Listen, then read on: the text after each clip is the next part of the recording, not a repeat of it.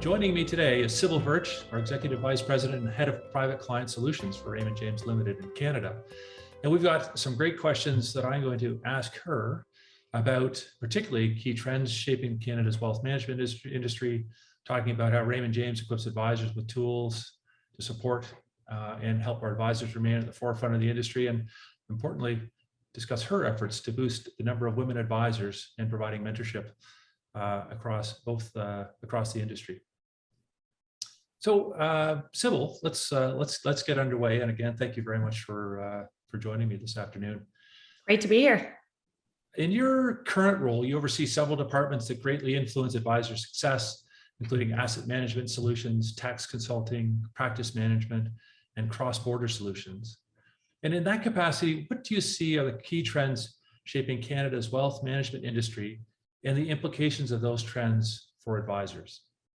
That's a great question, Jamie. And I think for those of us that have been in the industry as long as I have, and many even longer, there's been a lot of change over time. I mean, you think back to the original stockbroker days, and that's what advisors were. They were essentially stockbrokers, and they would give investment recommendations, and that was the focus. Fast forward to today and going forward, that has shifted. Really, the role of the advisor today and going forward is more of a quarterback, and it is offering a total wealth management experience to clients, which includes tax, insurance, trust, financial planning, cash management, banking, estate planning, charitable giving. I mean, there's so much more that an advisor needs to do today above and beyond just investment advice and portfolio management. It sometimes maybe even feels a little bit overwhelming to the average advisor. So some of the trends that are resulting from that is the formation of teams, because I think most advisors realize they can't do it all themselves. They need a team around them to do that. So the first hire an advisor typically makes is a really good rock star assistant, licensed assistant to help them run their business. The second hire is usually a financial planner that can move into more of an associate advisor role and a client service role, but also help with the financial planning elements. Now at Raymond James, one of the things that I'm most proud of is all of the support that we have in place to empower our advisors to deliver that total wealth management experience and quasi build a team around them if they can't afford to hire everybody immediately themselves. So leveraging off of our insurance professionals, our trust advisors, our charitable giving team, our tax consultants and tax preparation specialists, really bringing it all together to support the advisor in meeting the needs of today's client. I think that's a great answer and really talks and highlights many key trends that are affecting the wealth management industry today. I love the term quarterback. I think that's bang on. And I think as you touched on it, the evolution of the advisor from a stockbroker and talking about the relative merits of one investment versus another to really someone who's able to deliver a total wealth management experience to their client base today. And you touched on teams as well. And we're certainly seeing that play out not only here, but at other firms across the Canadian landscape. And then, of course, you touched on some of the key services that build at that total wealth management offering. So maybe just sort of go a little bit deeper on there, and maybe I'll expand that slightly to include not only the services, but perhaps platform enhancements as well. And in that question, sort of go along the lines of what are the areas where you see Raymond James excelling or providing advisors with something that's unique in the Canadian investment industry today? Yeah, and Jamie, the platform is key, and I can't talk platform without talking about technology, because technology is also front and center. And I should say that was actually another key trend, because we have, back in the day, it was just discount brokerage. Now it's robo-advice and artificial intelligence. And what does all that mean? Well, I think when it comes to technology and platform, it's important for us as a firm to make sure that we are providing the tools that help an advisor and an advisory team improve efficiency. And I don't worry about robo-advice. I actually think robo-advice is challenging our advisors to maybe think a little bit differently and embrace more of the technology to take things off their plate and automate what they can so that they can focus on the high value touch points of human advice. I don't see technology ever replacing human advice. And just to give you a bit of an analogy, but a robo platform is great for certain things. Like if you just want, you know what kind of portfolio you want a balanced portfolio, 60% equity, 40% fixed income. Well, maybe you can get started and put your money in on a robo platform. But all the other elements and value add, like behavioral coaching, which adds anywhere from 2 to 4% to an investor's returns at the end of the day. And there's studies out there that will back that stat. Or financial planning and making different decisions on what type of an account you should open and why, whether it's an RSP or a TFSA, which makes more sense for an individual. And then estate planning and tax saving strategies, all of that requires a lot more in-depth experience. And so an advisor being able to have that conversation with a client and guide them through it does add tremendous value. Someone trying to do it on their own with any system, it's garbage in, garbage out. So if you've got someone not knowing what they're doing and just bringing up a financial planning tool online and just answering the questions, well, they may not even be putting the right information in to get the right answers out at the end of the day. So a little bit long-winded there, I apologize, but I do think it's important to talk about the differences between the two.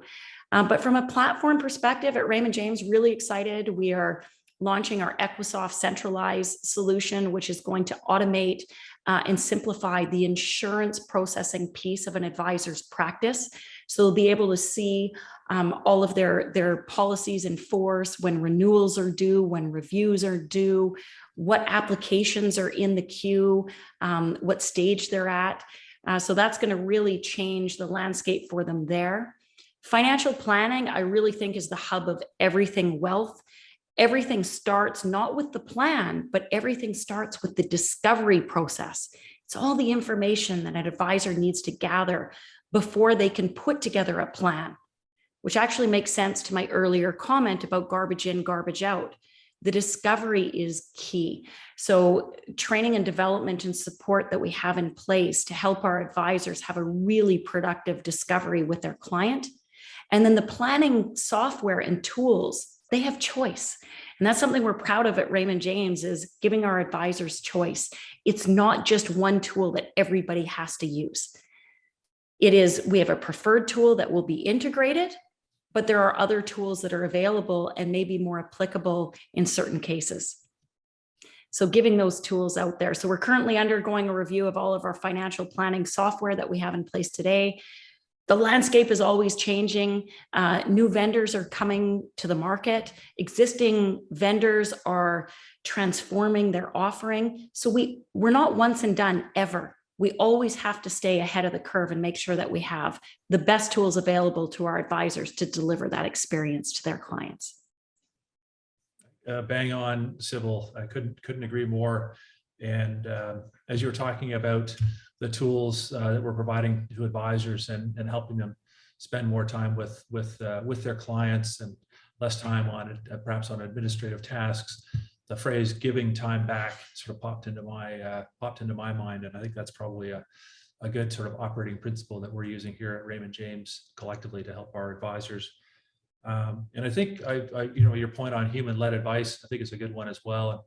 If nothing else, perhaps the pandemic experience over the last 2.5 years, has illustrated the value of human-led advice and really kind of cemented that in the minds of our clients. You know what a good analogy for that, a real quick one is? Think about what QuickTax, TurboTax, or any of these tax software systems did for accountants. They didn't eliminate CAs. As a matter of fact, what they did is they simplified the process for an accountant to automate a lot of the tax filing for them so that they could focus on more the strategy, the bigger picture. And giving time back, I'm glad you brought that up. Giving time back to advisors is key. But I read a really great article the other day, and it wasn't about going out and buying a whole bunch of more technology. It was actually saying a lot of giving time back can be done using existing technology, but changing the process. or using what is your existing process today and how can technology help make that more efficient. So it's not about buying new bells and whistles, and because advisors and humans, like, it can be overwhelming sometimes, because with every new technology tool, that's something new you have to learn and you have to make a new habit. So it's a little bit of give and take on those, but the two things together, process and technology together, is magic. I'm going to write that down. I like that. That's great. Process and technology together is magic. Well said. I'm going to shift to a slightly different topic here, but I know it's one that's near and dear to your heart. In particular, I know you're really passionate about increasing the number of female advisors in our industry. And it's a goal you've pursued and continue to pursue in many ways, including giving time through mentorship, active engagement of the Women's Advisory Council here at Raymond James, and even writing a book titled The Female Edge. So what can you perhaps share about progress being made in this area? What do you think needs to happen or change in our industry to accelerate the influx of women into this industry?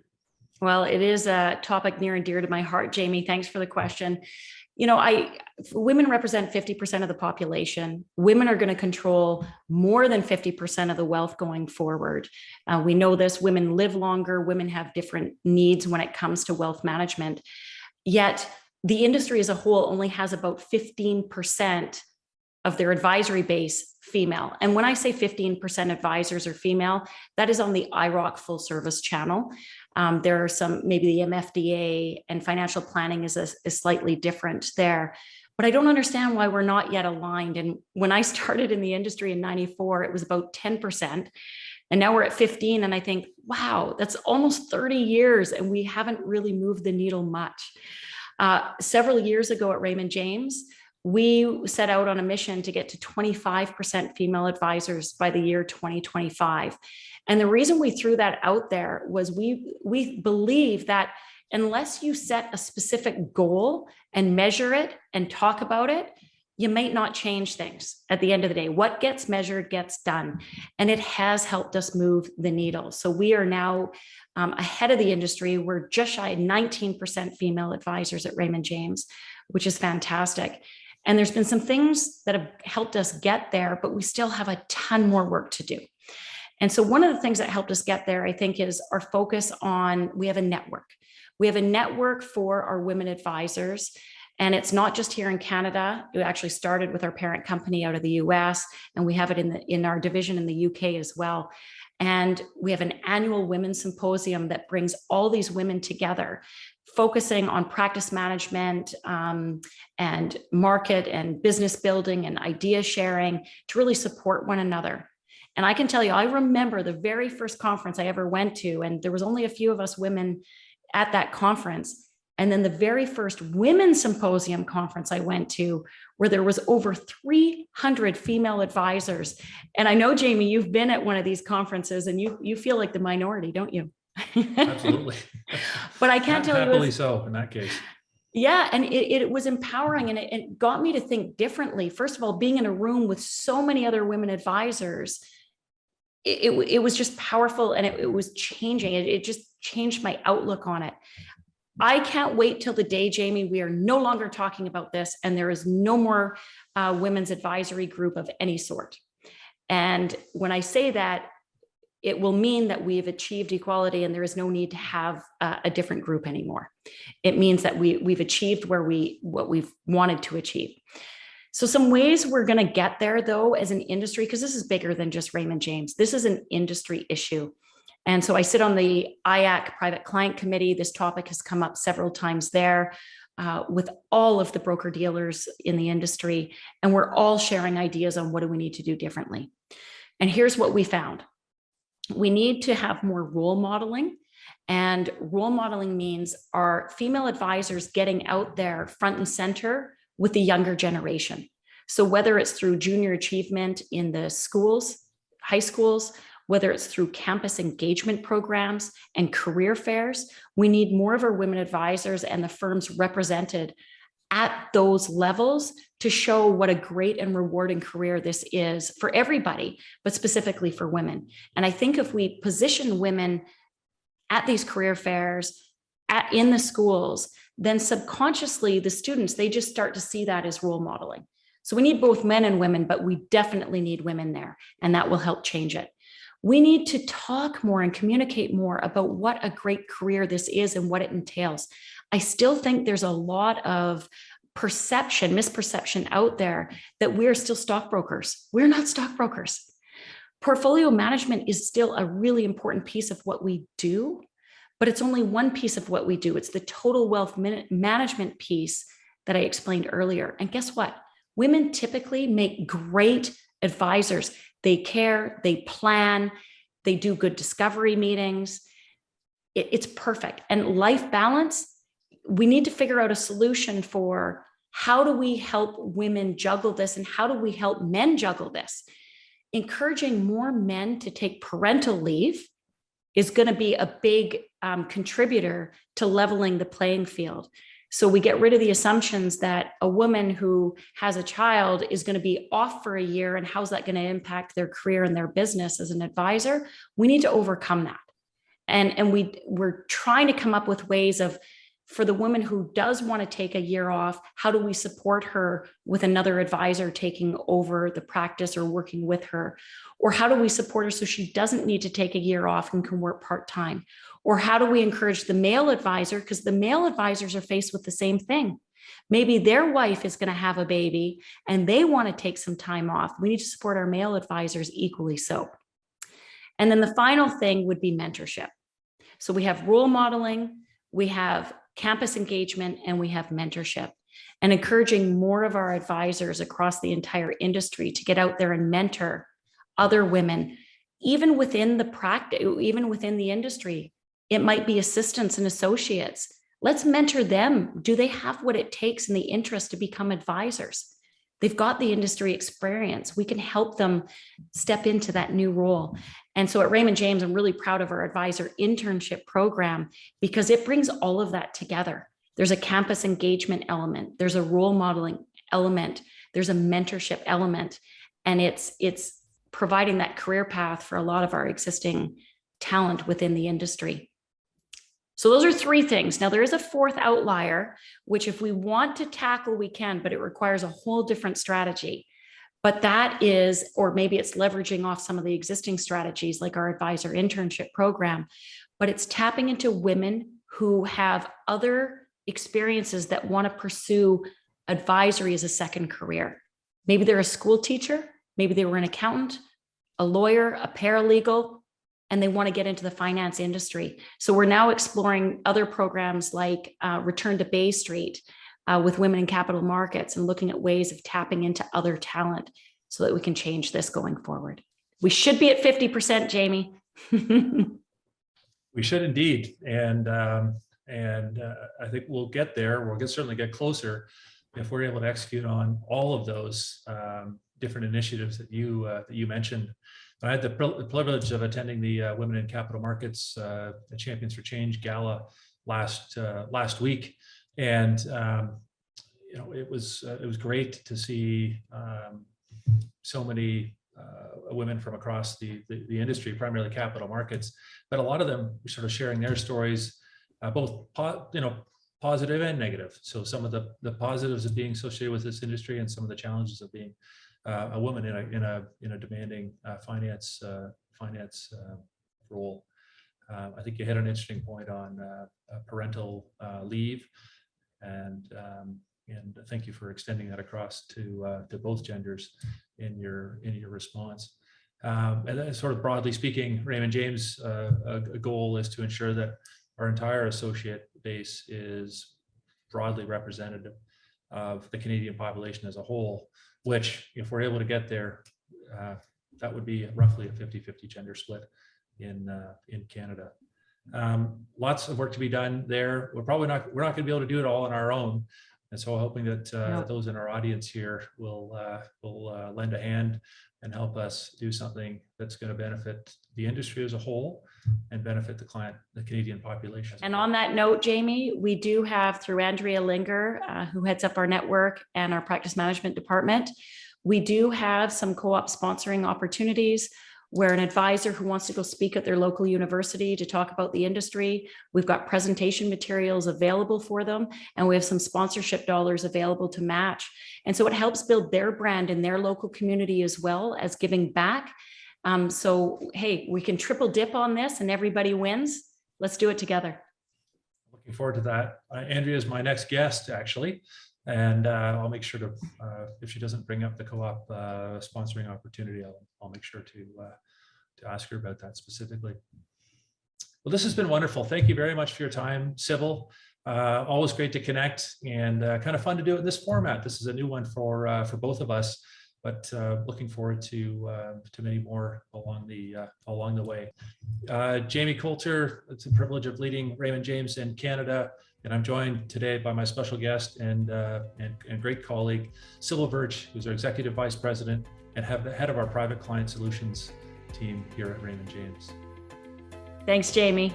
Thanks, Sybil. Have a great afternoon.